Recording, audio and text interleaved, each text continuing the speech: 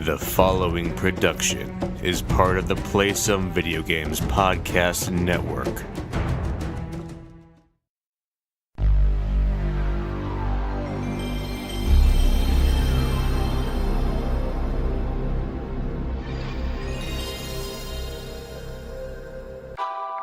I say it's time we focus on what really matters.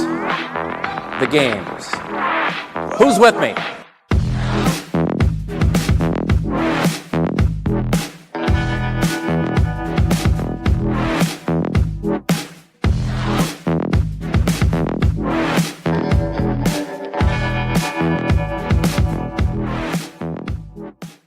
Good morning and welcome to another episode of the PlayStation Experience Podcast, the peacekeeper to PSVG Prime's Mozambique and PSVG's premier PlayStation podcast. I'm one of your hosts, Seth, and am joined, as always, by Justin. How's it going this morning, Justin? It's going good. I'm moving a little slow this morning. Oh yeah, but it's going really good. I'm really glad that we're rebranding this as the Apex Legends podcast. Oh yeah, PSVG. that makes sense. Yeah.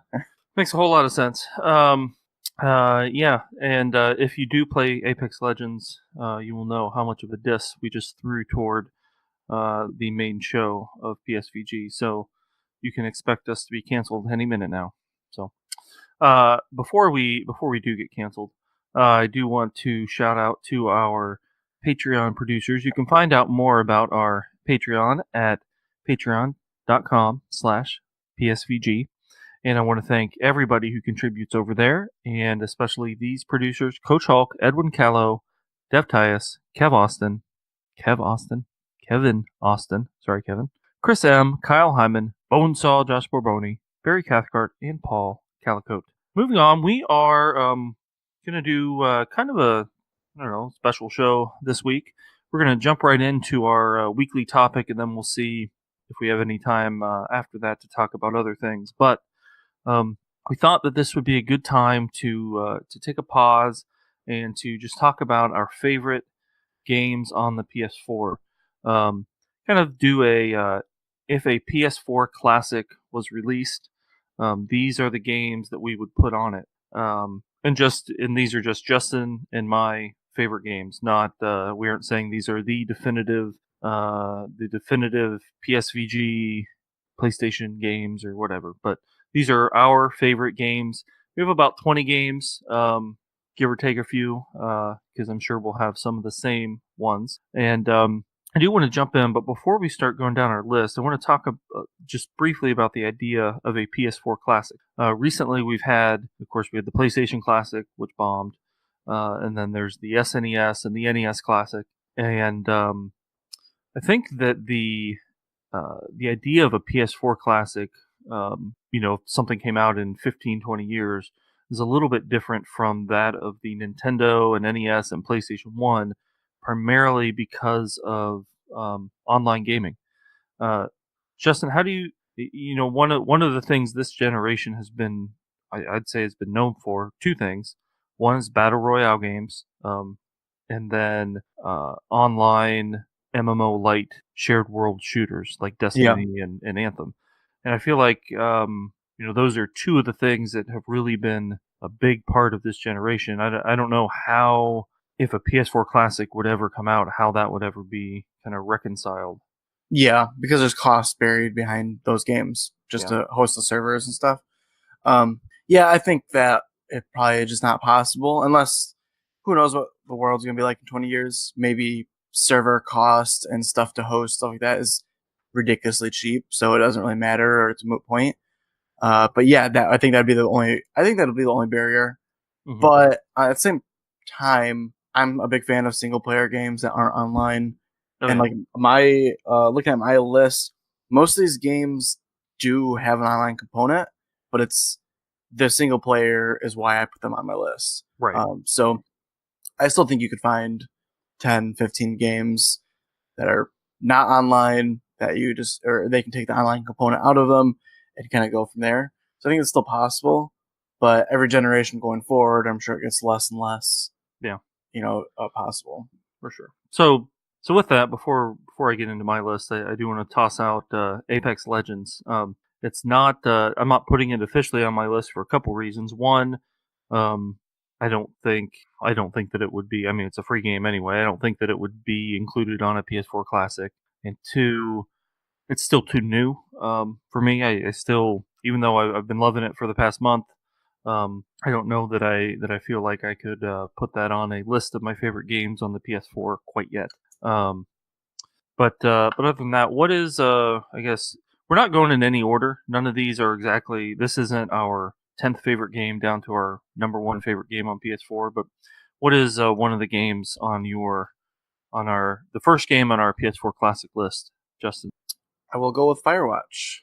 I went through the list. So how I kind of figured out my list, I just went through my actual PS4 list of games that I've installed or at some point in the past. So, and that one just really jumped out to me as I really enjoyed my time with that. Played through the entire thing, which is somewhat rare for me. I do try out a lot of games, and that one stuck to me, and it had a very adult story, so I really like that one. Yeah, Firewatch is a great game. One, I love the the banter between Delilah and I forget the name of the main guy. Yeah, he had a pretty generic first name. I can't remember, but he's that one guy from Mad Men. Yeah. Harry. Yeah. So I like their conversations. I mean, that's the game. But one of my favorite things about that game was the map system. How it was, it takes place in the 80s, and the map is, you look down and it's a paper map or cloth map or whatever, and you're filling it up as you explore the wilderness. So I really felt like that game makes you learn all the landmarks of the forest to know where you're going. Yeah, no, that was also a very key part of it. It was pretty cool for the, what do they call those now, walk-in simulators. Yeah. At least added a little bit of something different to it. Right. Yeah, it was definitely a great game. I do want to so my first game I'm going to throw on here is Blood-Borne, which I can understand that is a quite a difficult game to put on a PlayStation 4 Classic, but I also think it is a great example of another, I guess, trend that has been here this generation, and of course in the PS3 generation as well. The Souls trend, the From Software games, and Blood-Borne, I think is really a unique exclusive to the PS4, and it's just such a great game. And again, I've said a lot. I've never beaten it. I'm not. It's not going to be something I'm going to go back to and beat. I think I was a good 2/3 of the way through, and then just got to a point where I had to move on to something a little bit lighter. And then once you move on, it's hard to go back. But the combat is fluid. The game looks great. I love the atmosphere of I want to say Victorian England, but it was actually kind of a different time period. I love the monsters. It was about the Lovecraft, yeah, the H.P. Lovecraft stuff. I actually, because of that game, I went and read a lot of Lovecraft, and it just is one of the most thought-provoking games I've ever played. And then also circling back to Firewatch, what I liked about the map system in Firewatch and Blood-Borne, you don't have a map that you can pull up and a waypoint that you can click to just run over to the boss. You've got to learn the layout of the city, Yarnum, and really the way you learn it is because you die an awful lot, and so you eventually figure out the shortcuts to get to different places so that you can skip by that one really tough enemy, and then later on when you get better at the game and get more powered up, you don't take that shortcut anymore. You go straight for the enemy, and you know exactly what's coming up. And in some ways, it's like an old school platformer where the original Mario games, you sort of memorize where all the jumps are, where the enemies are, so that you can run through it as fast as possible. Blood-Borne, I wasn't running through it fast, but it definitely helps to memorize all the layouts. So I really love Blood-Borne and think that anybody should give it a try. At least I understand it's not for everyone. But yeah. I didn't get it. I couldn't get into it. I do own it digitally, and 'cause I think they actually gave it away at some point, maybe. They But did, yeah, it's a PS4 or a PS Plus game. and I just couldn't get into it. But I mean, yeah. it's a PS4 exclusive, and a lot of people love it. So I definitely think it would probably belong on PS4 Classic. All right, what is next on your list? I'm gonna go with Witcher 3. Okay. So which I have not beaten actually. There's a few games on this list I actually haven't beaten, but I really respected Witcher 3. It was just a very long game. That's the only reason I didn't get through it. Incredibly detailed, really good storytelling. And I'm not really into. I don't even know what to categorize that. It's not medieval because it's also got like monsters and stuff like that. But it's like a combination of medieval meets high fantasy, something like that. Oh yeah. So, not real. Generally, I wouldn't, be interested in that kind of story, but it really works, and they make it kind of work on like the human level, I guess. So, I enjoyed the combat. I think if I went back to it now, combat's okay, but the main driving force of that game was just getting through the story. And it looked beautiful at the time too. It still looks beautiful. So, I think that would I have a few role playing games or RPGs on this list, and that's one of the better ones. That's a game I think about returning to occasionally because there's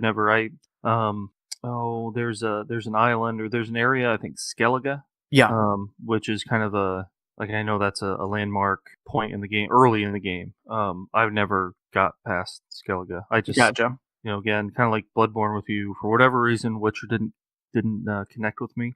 Yeah. I don't want to say it's just because I'm not as into that setting. I mean, like you, but sometimes a game Sometimes from that setting just catches you. So yeah, exactly. my next game on the list is Infamous Second Son, which actually might be on my list the earliest release that I have, and it is the first game other than Walking Dead Season 1 that I ever platinumed.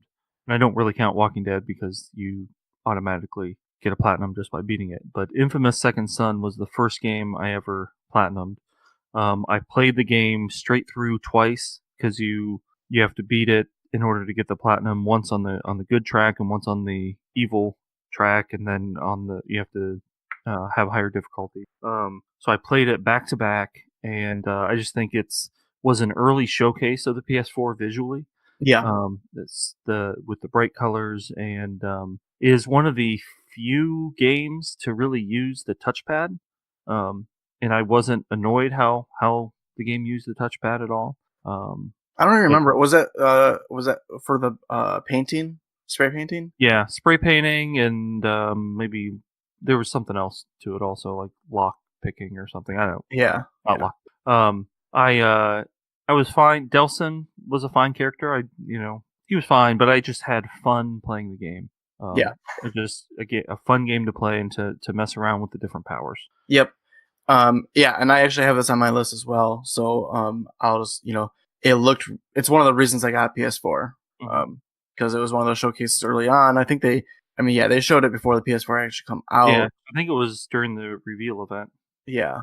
So and it held up for me. It had a pretty good story. It had a cool story. I didn't have a PS3, so I hadn't played any of the other Infamous games. Okay.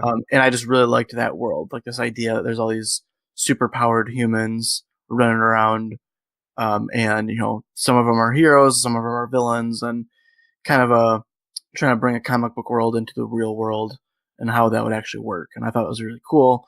Yeah, Delson wasn't like maybe the best written protagonist, but I still had fun with his story. And Seattle was a really cool location, so yeah.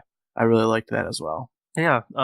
Before this generation, I can't really think of many games that take place in the Northwest. But this generation, we've got Infamous, Firewatch is Northwest, and then there's a game coming out now that Days Gone. Days Gone is coming out, and that's also So I also think Life is Strange 2 is set in the same exact area. Yep. Anyway, yeah. So Infamous Second Son, a really good game, example of where PlayStation was at the beginning of this generation. I think they were a little bit more playful than they are now, for whatever reason, and that's so. I will. Both had Infamous Second Son. I'll move on to Shovel Knight. It's one of my favorite games. It's one of my favorite games of all time. I know. I've talked about it over the years, and sometimes it's easy to forget just how great it is the further I get away from playing it. But I'm really excited about the DLC that comes later this year. Playing King Knight, and the original Shovel Knight game is just, it's just great. It's just It's old school gaming. Yeah. It's beautiful and requires precision. It's got a really good story. And then the value that you get. I mean, at this point, if you have to buy the whatever the full package is called, I forget what that's called now. But originally, I bought Shovel Knight on PS4 4 or 5 years ago now, and You're still getting that, free DLC that for it. one $20 purchase, I'm getting I've gotten 4 games out of it basically. And that's awesome. I really look forward to what Yacht Club does next. Yeah, and I think that when we talk about the idea of the PS4 Classic, that's one of the trends of this generation is old school platform. Yeah, exactly. Yeah, and I didn't quite connect with it. It was not a game. I just didn't. Honestly, I think I just wasn't good enough for Shovel Knight. Because I'm just a bad gamer. So, but it was a lot of fun. I really enjoyed it. The art is crazy good looking, and I had it on my honorable mentions list of it almost made my top 10. And it definitely belong. It would definitely belong on that system. It's certainly one of the best PS4 games. And yeah, the fact that they keep supporting this game, 5 years on or 4 years on or whatever it is insane. So I kind of want them just to move on at this point. I'm kind of surprised they haven't it's because I didn't quite connect with Shovel Knight. Something about the mechanics were just maybe a little bit too hard for me or whatever it was. I want to play the next game that they have because I'll still purchase it. I want to support them, and hopefully I connect better with whatever they make next. I think the King Knight DLC is the last thing that they promised. They're still fulfilling their Kickstarter. So this is another. That's an example of a game that's actually fulfilling its Kickstarter. Yeah. Which doesn't always happen. So anyway, what's next on your list? Life is Strange, which I played that a while after it already come out. I think it came out a few years ago now. I just played it last year, and I just really love the story. It's a adventure game, and I've liked some adventure games. I like the original, the very first Walking Dead series. Mm-hmm. I liked the Batman game, but for the most part, the Telltale games just haven't really done it for me. A lot of it is because of performance issues and stuff like that. Yeah. And I didn't really have any performance issues with Life is Strange, and it was a really cool sci-fi story based around this teenage girl, and I just think everyone should play it. Yeah, it's a definitely kind of a phenomenon game. It was a small game and really seems to have caught fire. It kind of came out of nowhere, as far as I know. I mean, I don't know what that studio was working on before they kind of had this hit with Life is Strange. Yeah, I forget what they did before. Since then, I mean, they've done Life is Strange, and then a different studio did Before the Storm, and then Don't Nod is the name of the Life is Strange studio, did that vampire game. That's right. And then they did Life is Strange 2, which is going on right now.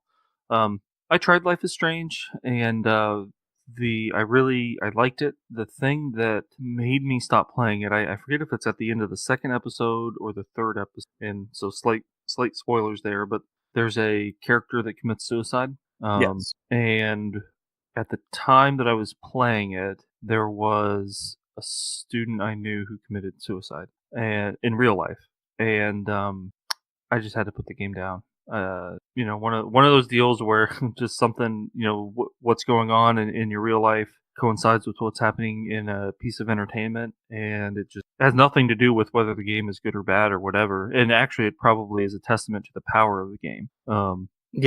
That I had to put it down, and I moved on, and really kind of once you move away from a game like that, it's hard to go back. Oh yeah, I can definitely see that. Yeah, it's definitely heavy subject material, and it's I could definitely see why you would have to stop, and you can't really go back to a game after you've started the story and then not finished it. So but yeah, I understand. I mean, it's definitely another example of the kinds of games that have been popular this generation. So Yep. Speaking of walking simulators, which actually, I don't know a better name to call that. First-person narrative experiences or something. I don't know. That sounds better for certain. But everyone knows what we're talking about with walking simulators. Speaking of that, I had to put one of them on this on my list. I settled on What Remains of Edith Finch, which is just a really interesting example of a walking simulator. You are well, I'm not going to get into the spoilers, but you're Edith Finch, and you're going through this old house where your family grew up, and each room in the house belonged to a different member of the Finch family that came to some either gruesome end or some horrific end or something like that. Everyone in the Finch family dies somehow, tragically, and the whole game is like each chapter tells the story of a different Finch, a different life. So the thing I really liked about what this game did was each past story plays differently. Like it's just different kinds of games, different vibes. One of them you're shape-shifting into different animals, and you're flying like an eagle, and you're down like a snake, and then later on it plays out, it's like a comic book, and it has like Halloween music playing in the background, and you're playing through this comic book shaded narrative. Yeah. And just each story is different, and the overall game is touching. And also, as a fan, I really liked the developer's first game, Unfinished Swan, and what that came out on PS3. And Unfinished Swan was a really touching, childlike storybook kind of game. Yeah. And there are references to that in What Remains of Edith Finch. It's a really well put together game with a interesting story. Yeah, I for some reason I haven't played that game either, and Okay. I'm very confident that I would like it. Okay. So it's just one of those games that I just have to find some time to sit down and play, and purchase at this point. So, yeah, I can definitely. I've heard really good things from everyone, and I know there's probably some hidden stuff in there that I would enjoy. So Yeah. All right, moving on to your So list. I will go the completely opposite end of your small walking simulator and pick one of the biggest games that came out on the PS4, Final Fantasy 15. All right. So it's the only main Final Fantasy game that's come out on PS4, I believe. I'm sitting here thinking about it, and there's been Final Fantasy games, but it's not one of the main, the 10, 11, 12 series. Right. It's been, they're supposedly working on something else right now, but they haven't even announced Final Fantasy 16 yet. Probably because they got still have to finish Final Fantasy 7. Exactly, yes. And Kingdom Hearts 3 just released. But anyways, Final Fantasy 15, beautiful looking RPG. It definitely had completely different departure for the series, as far as it's very real-time combat focused instead of I don't know what you would describe what it had previously been, but the active time battle, menu selection, combat. So, this was very much an action game combined with the traditional Japanese role-playing game stuff. And it's just 4 bros out on the road, and it is a cool story. The reason I didn't actually finish the game is because the story is not conveyed very well at all, which is really unfortunate because there is a cool story there, and there's a really cool world. Like reading about the story, it sounds awesome. It could be, it could easily be from right out of a book. It's just some of the storytelling is not great, and it's rushed, and you could tell this game just didn't really come together the way it should have. Yeah. Even though they worked on it for 10 years. So it was originally announced as a Final Fantasy 13 game. Final Fantasy Versus 13. Yeah, yep, exactly. So, but the end product is still really good. I know Nathan really enjoyed this game as well. Yeah. He was a huge proponent for this game, and I just wasn't able to finish it, but it's still really incredible, and I enjoy the 20 hours I put into it. So I have no regrets with that. I just couldn't quite get across the finish. Yeah. I've never played a Final Fantasy game. Thought about jumping in on that one, but I didn't. If it had a better tight storyline, I would probably suggest it because because it was combat focused stuff. I think you would enjoy the combat. Yeah. But with the story stuff kind of falling apart and it just being a little weird, Japanese games tend to have some weird stuff in there. This game definitely has some of that. I just really wish they would have tightened up that story a little bit. All right. Next on my list, Gran Turismo Sport. I don't really think you can have even though the PlayStation Classic came out without a Gran Turismo game, I don't really think you can have a PlayStation Classic console without a Gran Turismo game. And GT Sport, even though it had a kind of a rough launch, since then the game they continue. The game's been out a year and a half. Every month they release a new track and a handful of new cars. They continue to update the game and support it. I really like the online system where I think they could update the tracks more often, but you've got 3 races you can choose from of kind of 3 different levels, and it's that same race every week. Just one race in the 3 classes per week. So you have time to practice your track in your car, and you're racing against other people of your skill level.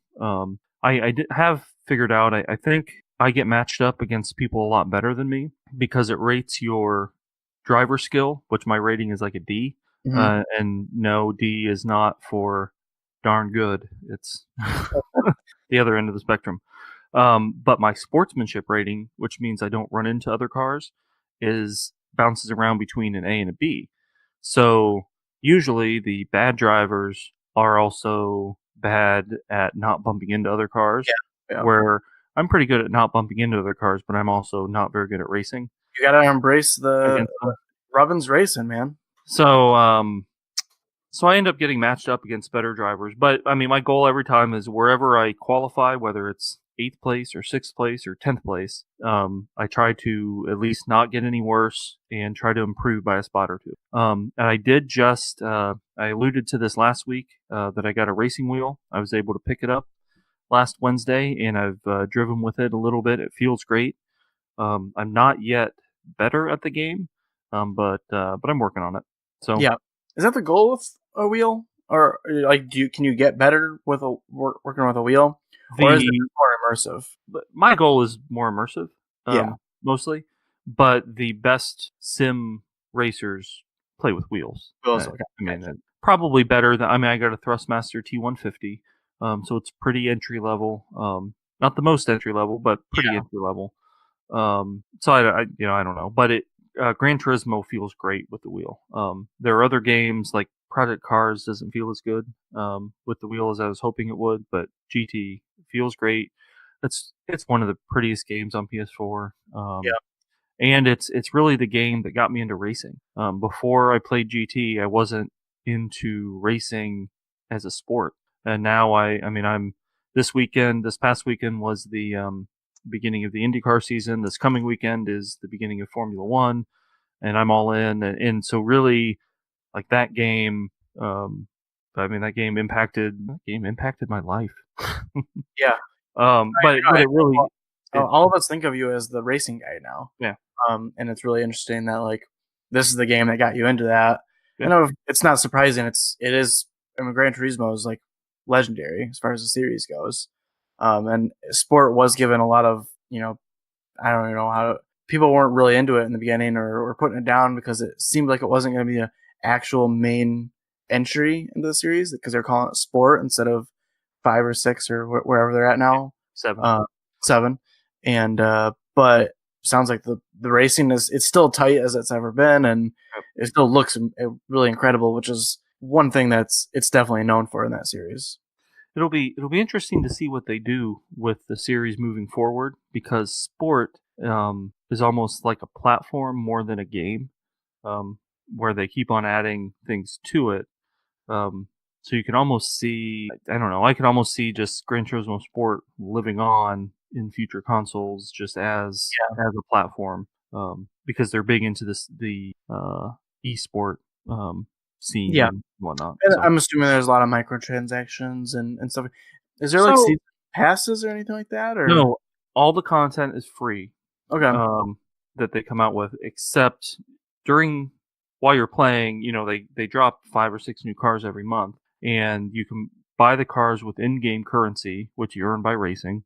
And if you want to, you can unlock each car by just paying for it. So if there's a really cool car that costs a lot of in-game currency that I really love that car right now, you can buy it. But other than that, there's no cost, no extra cost. Very cool. All right, what's next on My your next list? one, Yeah. Ratchet and Clank. This is the 2016 game that was technically supposed to tell a story of the movie that was coming out, that did come out, which I didn't see the movie. I just it was like a breath of fresh air when I played this game. I don't remember what I was playing right before or after, but probably some very serious, heavy games. And then here comes along this cartoony action platformer. And I just really liked it. It looks great. It looks really good. It was a decent story. Some of the cutscenes I think were actually from the movie. So it looked really, really good. Like some of the best CG you can get.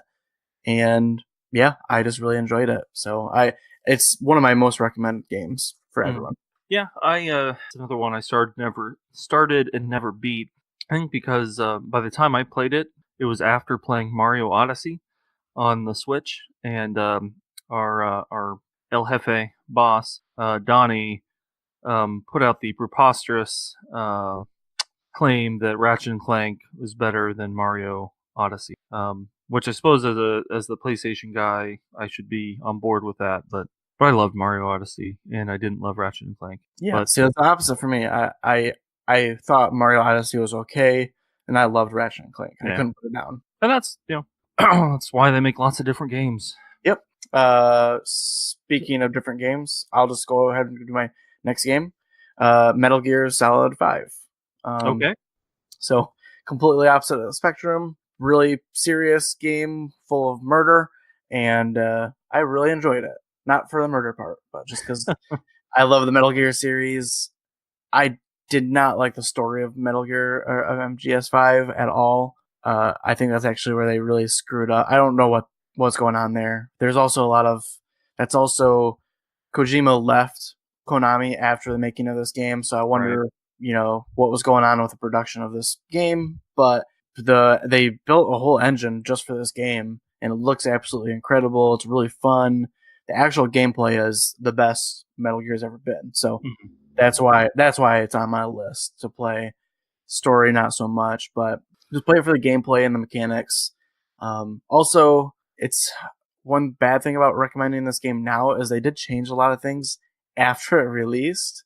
Okay. They added a lot of these online components and this weird, I think they added microtransactions and stuff somehow, which is weird for a mostly single player game. And but the way I played it when it first came out, really great. Yeah. That's a game I've thought about getting into. Oddly enough, I mean, I loved actually Metal Gear Solid 4, which is the only game that I've played in the series and beaten. And I also liked Ground Zeroes, which I beat, but that's, a 2-hour experience. Yeah. But I thought about getting into this just because I like Kiefer Sutherland, and I wanted to be Jack Bauer more than Solid Snake. So, which he basically is Jack Bauer in this game. Oh, yeah. All right, it's a good one. Next on my list is we'll go with Transistor. And I am completely blanking. Supergiant Games. There we go. Transistor was the first Supergiant game that I played. They also have Bastion, which was originally on the 360 and then came over to the PS4 after Transistor. And then they have a game called Pyre, which is that it's like a visual novel / sports made up sports game. But anyway, Transistor. It's a futuristic, light RPG with a real-time battle that you can also slow down and do some kind of turn-based kind of stuff. I don't know. Really interesting battle system. I don't know how you describe it. It's like tactical but action at the same time. Because you can play it like a hack and slash. Yeah, you can play it like that, or you can play it like a strategy game. So. Yeah, it's really interesting. An interesting story. You are, I think your character is just named Red. She has red hair. Yes. It's been a little while since I played it. but she has red hair and she loses her voice. But And she's a then, singer, yeah, she's a singer. which is why losing her voice is such a bad. And I mean, I forget some of the particulars of the story, and I think frequently about returning to it. Yeah.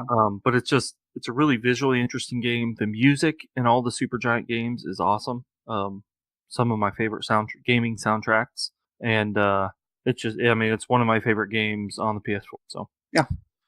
All right. So my next game is Spider-Man, which just came out last year. Right? Yep. Yeah. Really great game. Best comic book superhero game I've probably ever played.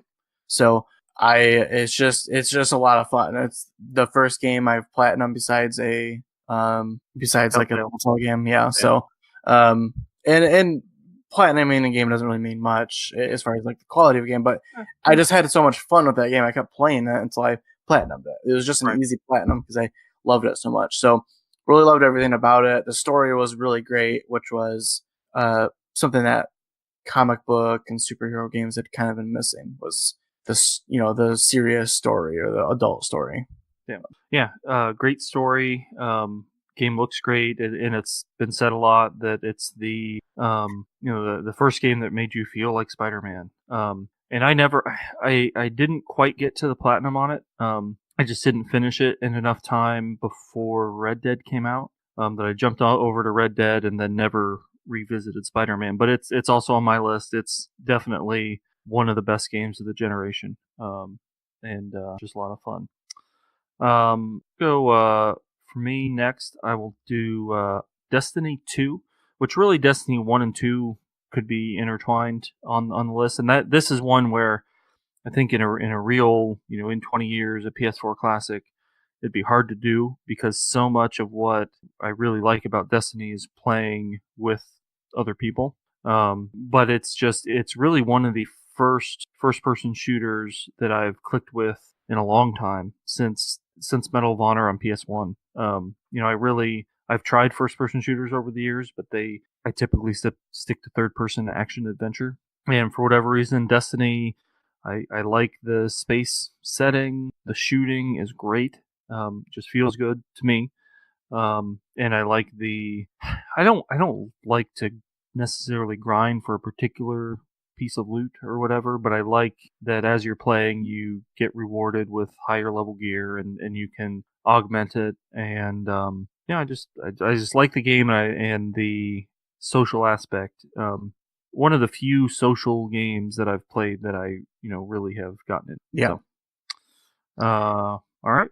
Yeah, Destiny almost made my list. The first one, because I put more time into that one, and it's just Destiny was like the first of its kind. So that's kind of. I'm glad you put one of those on this list. So next on my list, almost to the end of our list, Horizon Zero Dawn, which just really great PS4 exclusive from a studio that was known for making first-person shooters, and here they come out with this action adventure game with this crazy cool world that is set on Earth, but like way in the future.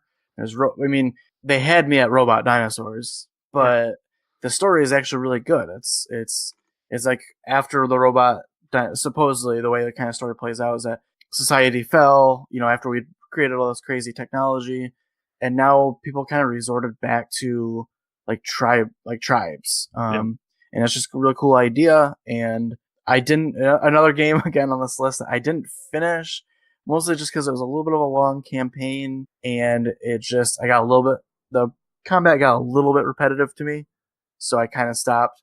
But there was a cool upgrade tree and all that, so I did enjoy it. Mm-hmm. And another game again that looked really, really good. Had good voice actors and all that, so yeah. Yeah, it's definitely a game that belongs on a PS4 Classic. It's also a game that didn't entirely click with me, but I recognize that it's certainly one of the best exclusives on PS4. That's one where it came out the same week that the Switch and Zelda Breath of the Wild came out, and I loved Zelda. And then everyone, other people loved Horizon Zero Dawn. The discussions I've had with people, whichever of those two games you played first, you love more. I haven't heard of a person who played Zelda first and then actually likes Horizon more than Zelda, or the other way around. It's a weird. I'm sure that there are people out there who are like that, but it seems like whichever one of those two games you played first is your favorite game. Yeah, which they're both really incredible action adventure games. Oh, yeah. But to me, I played. I think I actually went back and forth, which a lot of people didn't do that. Yeah. I think I did. I ended up just sticking with Zelda just because I wanted to finish it. It's the first Zelda I ever played. I don't know. At the end of the day, I think I would rank Horizon a little bit higher on my games list, my personal games list across all platforms, just because it had the story and I liked the aesthetics a little more than Zelda. Zelda really has no story, or at least Breath of the Wild doesn't. So Horizon Zero Dawn, I got quite a bit of the way through, and then I ended up just watching the last, like the cutscenes for the last few hours of the game, just because I was engrossed in the story, but I didn't like playing the game by the end of it. So one of my favorite things about Horizon Zero Dawn, which also relates to Destiny 2, is that Lance Reddick is in the game. Yes, I really like Lance Reddick, and so anyway, so I did like that, and he looks really good in Horizon. So, speaking of good-looking games, Uncharted 4. It'd be hard to have a classic PlayStation console without Naughty Dog. Yeah. Uncharted 4. When it came out, I played the other three for the second time, and then that led into me playing Uncharted 4. It's my favorite in the series. I think what really helps it shine is having the experience of the rest of the series. I mean, it's, by the time this came out, we've been living with Nathan Drake and Elena and Sully for 8 or 9 years, and been through a lot of different adventures with them. And this really is kind of the culmination of all those adventures. And it allowed for a lot of quiet moments, which for an Uncharted game, I mean, the cool thing is the huge action set pieces and things exploding and whatever. But I think that the quieter moments of, early in the game, Nathan being underwater looking for when he was working on the salvage crew, and when he was up in the attic and pretending like he was in a gunfight, and then when he went down with Elena and they played Crash Bandicoot. There's all these quiet moments that made the bombastic moments really stand out. Yeah. And I really liked the story. I grew to like Sam quite a bit. Wasn't at the beginning a big fan of him, but grew to like him. And I think that's just good storytelling, because I don't think you're supposed to like him, and he kind of grows on you over the course of the game. So, which I can't believe I can't believe I left this game off my list completely, because it's easily one of my favorite PS4 games of all time.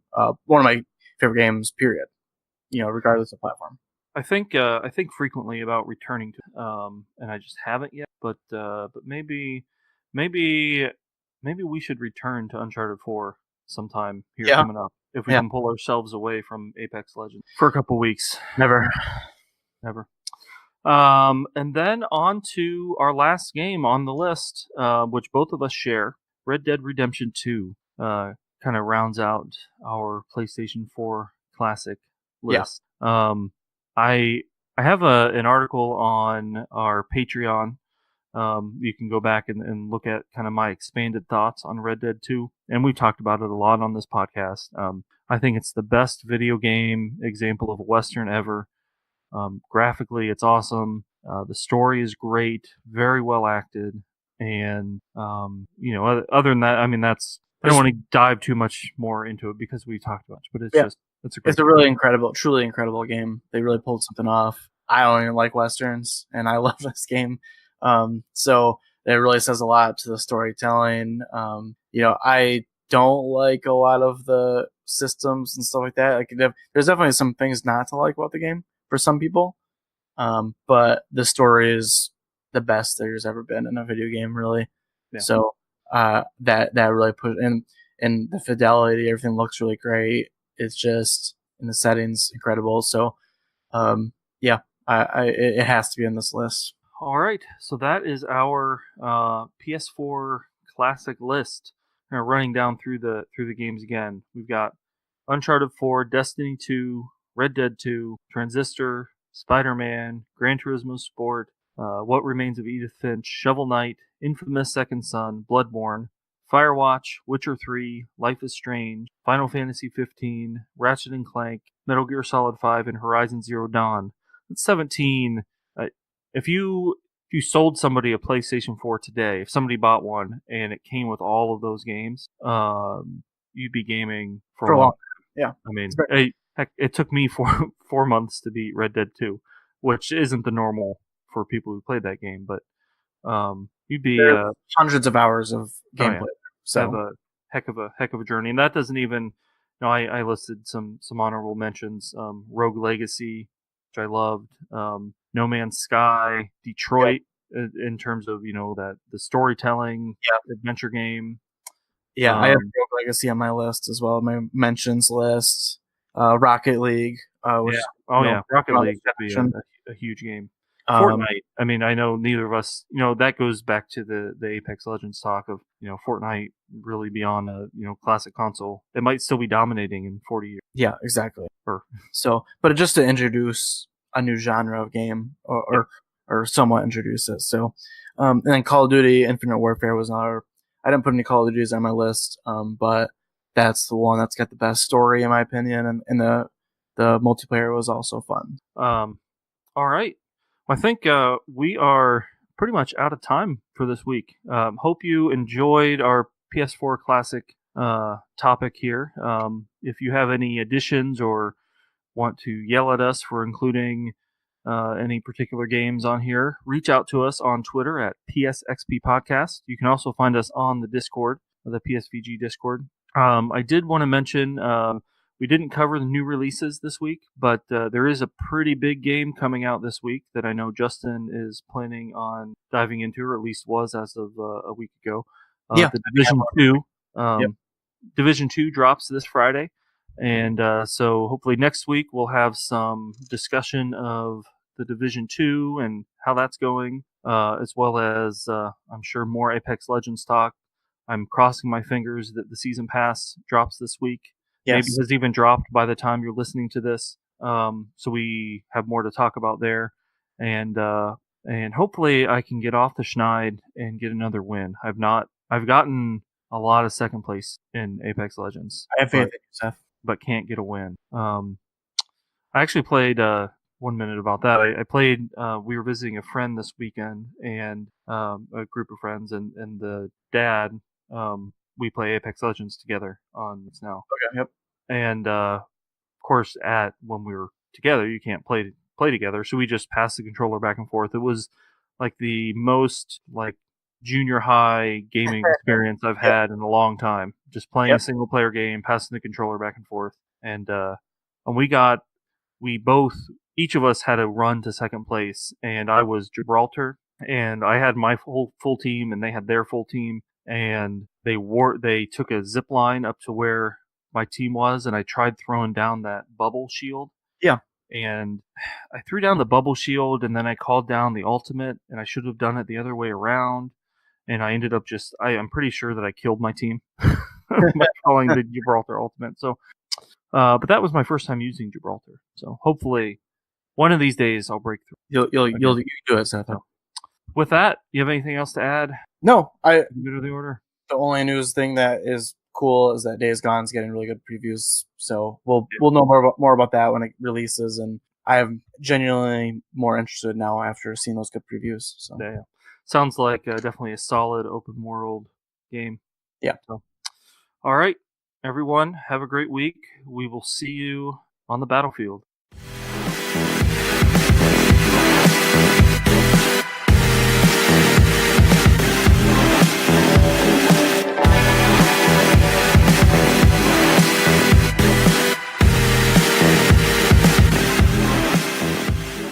And though we may pledge fanboy allegiances to different flags, deep down inside we all serve one master, one king, and his name is gaming.